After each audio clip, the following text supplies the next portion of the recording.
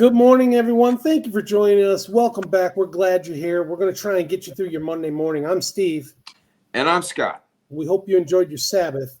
We're Backyard Musings, and we're the Science and Technology channel. Yeah, and we're talking about a little AI today. So this is Steve's third most favorite topic, I believe. So, and I've found out some things that I didn't know here. Are generative artificial intelligence systems such as ChatGPT capable of real creativity? A new large-scale study led by Professor Karim Jerbi from the Department of Psychology at the Université de Montréal set out to answer that question. The research team also included Yoshua Bengio, a leading AI pioneer and professor at the University of Montreal. Together, they conducted the most extensive comparison to date between human creativity and the creative abilities of large language models. Would you like to know more? If they do say so themselves. Or themselves, I guess. Themselves, yeah. Itself. The findings published in Scientific Reports on January 21st, 2026 point to a major shift. Generative AI systems have now reached a level where they can outperform, I repeat that, outperform the average human on certain creativity measures. At the same time, the study makes it clear that the most creative people still exceed the performance of even the strongest AI models. So I'm done. So there's no Monets and there's no Einsteins. Okay. The researchers evaluated several major large language models, including ChatGPT, Claude, Gemini, and others, and compared their results with data from 100,000 human participants. The outcome marks a clear turning point. Some AI systems, including GPT-4, scored higher than the average human on tasks designed to measure divergent linguistic creativity. Wow. Okay. Further analysis by the study's co-first authors, postdoctoral researcher Anton Bellemare Pepin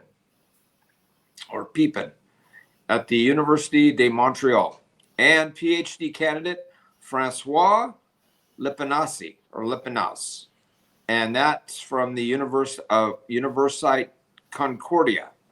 Don't know any idea where either one of those. Well, Montreal, probably Canada, right? Yeah, Canada, Montreal, Canada. Don't know Concordia. Don't know where that's from. Anyway, revealed an important pattern. While some AI models now outperform the average person, the highest levels of creativity remain uniquely human. So far. When the researchers looked more closely, they found that the most creative half of human participants achieved higher average scores than all AI systems tested. The difference was even more pronounced among the top 10% of the most creative individuals. To make a fair comparison between people and machines, the research team used several methods. The primary tool was the Divergent Association Task, or DAT, a psychological test designed to measure divergent creativity or the ability to generate many original and varied ideas from a single prompt. Do we have an example of that? No. If you know. I don't know. I'd like to know what that is. So. No, I'm not that creative, so no. Okay. Created by study co-author Jay Olson, the DAT asked participants, whether human or AI, to generate 10 words that are as different in meaning from one another as possible.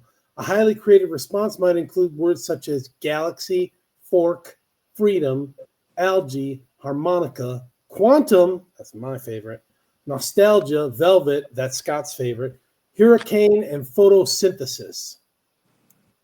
Okay, so again, they were asked those words, and then they were supposed to come up with something, but words that had different meaning. Or were those the words that they came up with? Different in meaning from one another as possible. So galaxy has nothing to do with fork or algae or harmonica. Nostalgia has nothing to do with freedom. Okay. So come up with as many 10 if you can. All right. Performance on this task in humans closely mirrors results on other well-established creativity tests used in idea generation, writing, and creative problem solving. Although the task is language-based, it does not apply test vocabulary, or does not simply test. Yeah, it's not that simple. There's other things. Okay. Instead, it taps into broader cognitive processes involved in creative thinking across many domains. Another advantage of the DAT is its speed and accessibility, as it takes only 2 to 4 minutes to complete and is visible online to the general public. Yeah. Okay, well now we've talked about that, right? I mean, that's the big advantage about AI, is they can search countless Thousands, documents, tens of thousands pretty quickly. Documents and information and compile something where it might take us days. Yeah, you just have to give it the parameters and boom, it goes after it. Yeah, okay. Building on these results, the researchers examined whether AI performance on this basic word association task could translate into more complex creative activities.